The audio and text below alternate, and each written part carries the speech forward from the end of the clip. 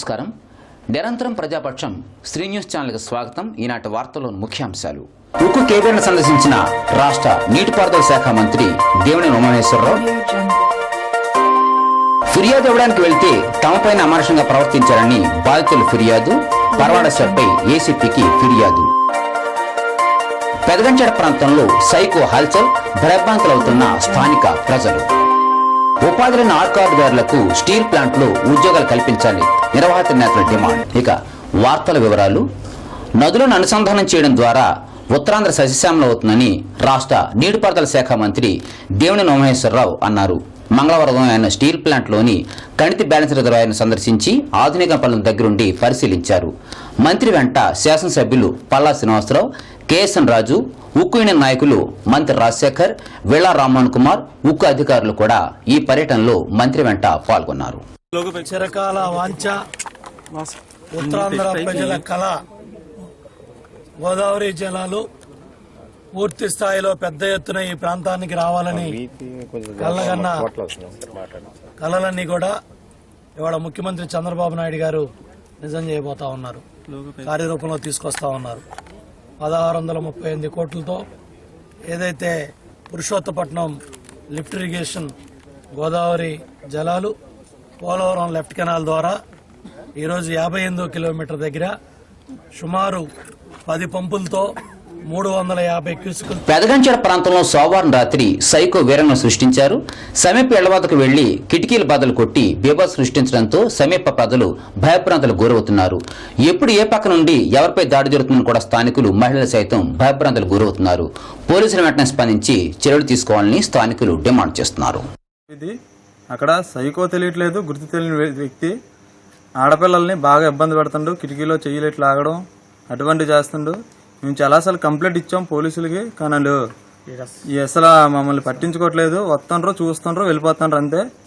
ఇది మాకు పడతారని కోరుతుంటాం. ఫిర్యాదు చేయడానికి వెళ్ళినటువంటి తమపైనే Paravada law and order SI అమానుషంగా ప్రవర్తించారని లంకెలపాలెం సమీపంలోని గొల్లపేట గ్రామస్తులు ఆవేదన వ్యక్తం చేశారు. ఈ మేరకు మంగళవారం నాడు సౌత్ ఏసీపీ జె రామ్మోహన్ రావుకు ఫిర్యాదు చేశారు. కాగా ఈ ఉదంతంపై పూర్తి విచారణ చేసి బాధితులకు న్యాయం చేస్తామని ఏసీపీ వారికి హామీ ఇచ్చారు. 7 గంటలకి స్టేషన్కి వెళ్ళామండి.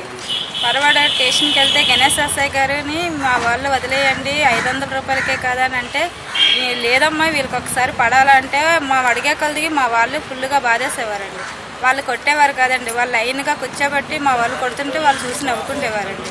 నవ్వుకుంటే ఇదేంటండి మా వాళ్ళే కొడుతున్నారు, మేము కాదా కంప్లైంట్ ఇచ్చామంటే, లేదు మీ వాళ్ళకి తగిలితే వాళ్ళకి కూడా బుద్ధి వస్తుందని అస్తమానికి మేము ఫోన్లు చేసే కొలదికి మేము కాలు వేయాలి బతిమాలే కొలదికి మా వాళ్ళే కొట్టేవారు. కేవలం ఒక జోగ వెంకటేష్ గౌడ్ మాట విని గణేష్ ఎస్ఐ అలా కొట్టేవాడండి. జోగ వెంకటేష్ ఎంత కారణం అండి గొడవలకి.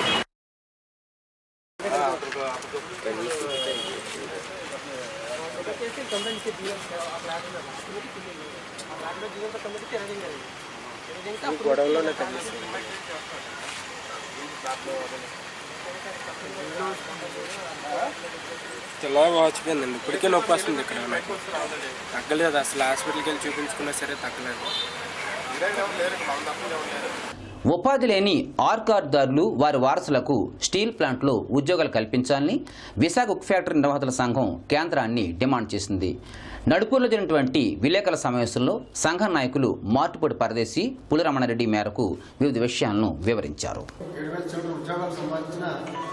దాదాపు 9,000 మంది 6 నెంబర్ దారులు ఉన్నారు. వాళ్ళకి ఏంటంటే ఉద్యోగాలు లేక, అలాగే 6 నెంబర్లో లోగడిగా చెల్లించి చాలా ఇబ్బందులు పడుతున్నారు. కాబట్టి ఈ యొక్క సమస్యను కొంతమంది 6 నెంబర్లు ఏమయ్యాయంటే 6 నెంబర్ ఉండి కూడా వారసులు లేక వీళ్ళు అంటే ఏజ్ కూడా అయిపోయి ఆ 6 నెంబర్ కూడా వేస్ట్ అయింది ఈరోజు. దానివల్ల ఏంటంటే ఈరోజు వార్తలు ముగించే ముందు హెడ్లైన్స్ మరోసారి చూద్దాం. ఉక్కు కేబినెట్ సందర్శించిన రాష్ట్ర నీటిపారుదల శాఖ మంత్రి దేవినేని ఉమామహేశ్వరరావు. ఫిర్యాదు ఇవ్వడానికి వెళ్తే తమపైన అమానుషంగా ప్రవర్తించారని బాధితుల ఫిర్యాదు. పరవాడశపై ఏసీపీకి ఫిర్యాదు.